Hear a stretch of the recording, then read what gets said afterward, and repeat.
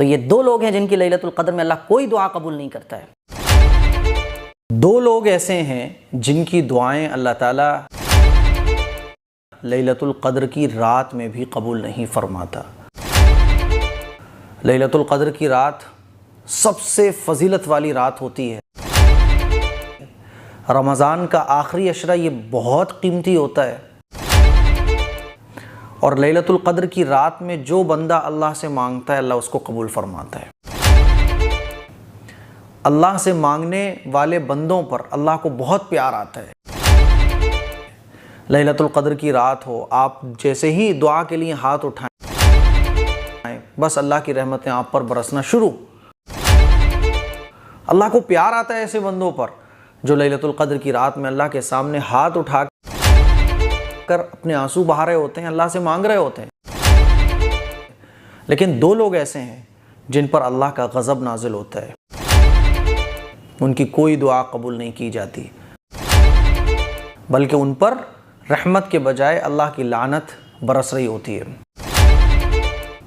ہمیں اور آپ کو غور کرنا ہے کہ ہم تو کہیں دو لوگوں میں نہیں آتے، اگر آتے ہیں تو سچی پکی توبہ کریں ان گناہوں سے جس کی وجہ سے ہم ایسے لوگوں میں شامل ہو رہے ہیں۔ وہ دو لوگ کون کون سے ہیں غور سے سنیے گا۔ نمبر 1، حرام کھانے والے۔ جو شخص حرام کھاتا ہے، حرام کماتا ہے، حرام سے ہی روزہ افطار کر رہا ہے، حرام سے ہی سحری کر رہا ہے، حرام ہی سب کچھ ہے اس کا،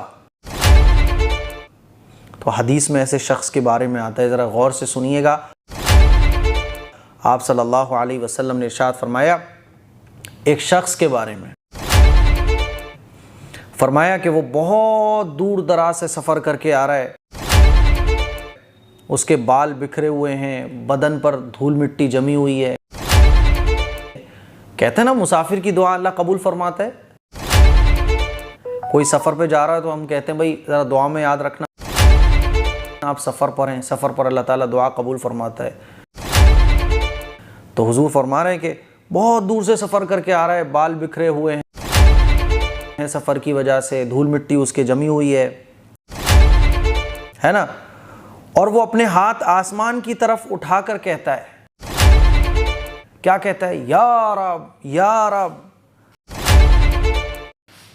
حالانکہ اس کا کھانا حرام ہے، اس کا پینا حرام ہے، اس نے جو کپڑے پہنے ہوئے ہیں وہ بھی حرام کی کمائی سے خریدے ہوئے ہیں،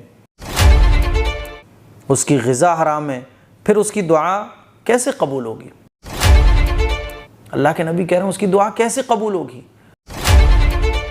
اور ایک حدیث میں آتا ہے کہ جو شخص حرام کھاتا ہے پھر وہ رو رو کر اپنے مالک سے دعائیں مانگ رہا ہوتا ہے، اللہ کے سامنے ہاتھ اٹھا کر آنسو بہا رہا ہوتا ہے، دعائیں مانگ رہا ہوتا ہے، حالانکہ اس کی جو دعائیں ہیں وہ اس کے سر سے اوپر نہیں جاتی ہیں۔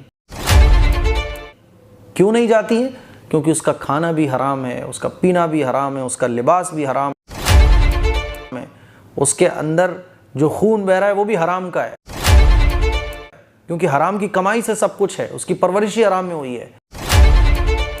تو ایسے شخص کی دعائیں اس کے سر سے اوپر نہیں اٹھتی ہیں۔ بڑی فکر کرنے کی ضرورت ہے ان لوگوں کو جن کی کمائی حرام کی ہے۔ ایک حدیث میں آتا ہے کہ اگر ایک لقمہ بھی کوئی حرام کا کھا لے تو اس کے 40 دن کے عمل قبول نہیں ہوتے، اور جس بندے کا گوشت حرام سے پلا بڑا ہو اس کے لیے آگ زیادہ بہتر ہے۔ تو بڑی سخت وعید ہے حرام کھانے والے کے لیے۔ اب مجھے آپ بتاؤ کہ جو حرام کھاتا ہے لیلۃ القدر کی رات میں اس کی دعائیں کیسے اللہ سنے؟ سچی پکی توبہ کر لیں آج کے بعد کہ اللہ آج کے بعد حرام سے میں توبہ کرتا ہوں، حرام نہ کھاؤں گا نہ کماؤں گا، تو یہ جو پابندی اللہ کی طرف سے آپ کے اوپر لگی ہے وہ ختم ہو جائے گی، آپ ہاتھ اٹھاؤ گے اللہ دعا قبول کر لے گا۔ دوسرا شخص وہ ہے جو رمضان کے روزے جان بوجھ کر چھوڑتا ہے۔ ایک تو ہوتا ہے کہ شرعی عذر ہے، شرعی معذور ہے، وہ اس لیے رمضان کے روزے وہ نہیں رکھ پا رہے، تو وہ تو اس کا مسئلہ ہی الگ ہے۔ ایک ہے کہ جان بوجھ کر روزے نہیں رکھتا ہے بس یوں ہی. تو رمضان کی جتنی برکتیں ہیں، رمضان کی جتنی فضیلتیں ہیں، یاد رکھیے گا وہ اس شخص کے لیے ہیں جو روزے دار ہوتا ہے.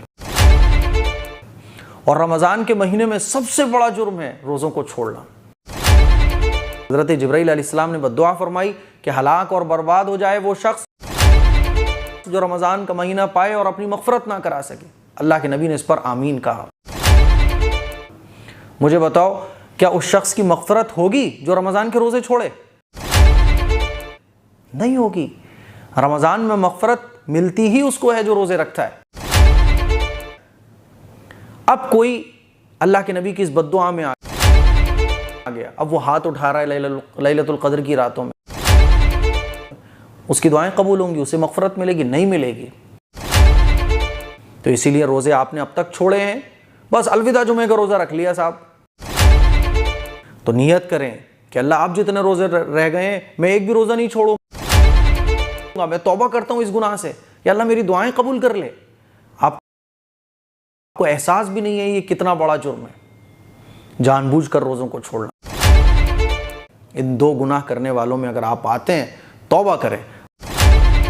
اللہ تعالی ہمیں ان دونوں گناہوں سے بچائے اور ہم جتنی بھی دعائیں لیلۃ القدر میں مانگ رہے ہیں اللہ ان تمام دعاؤں کو قبول فرمائے.